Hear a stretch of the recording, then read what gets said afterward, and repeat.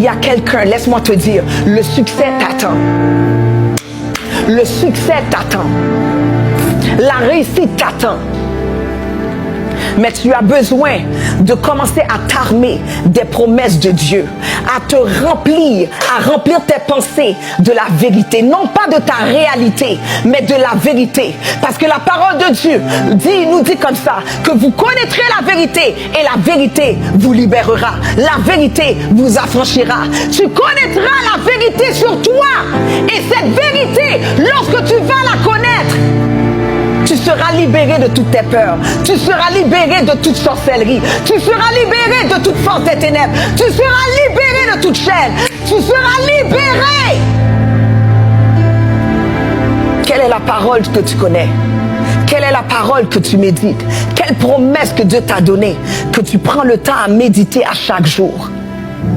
Je suis la tête et non la queue. Je suis premier et jamais en bas. Est-ce qu'il y a quelqu'un ici?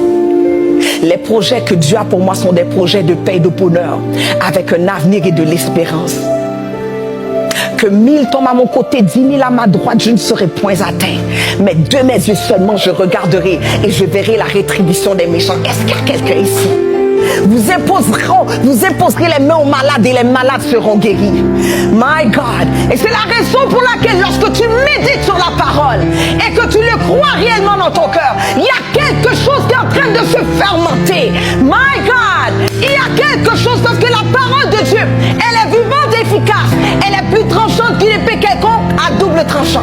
Pénétrante jusqu'à partager âme, esprit, jointure et moelle. Elle juge les pensées et les sentiments du cœur. La parole de Dieu est comme le marteau qui brise le roc. La parole de Dieu est comme un marteau pour briser toutes les forteresses, pour renverser les forteresses, pour anéantir tes ennemis.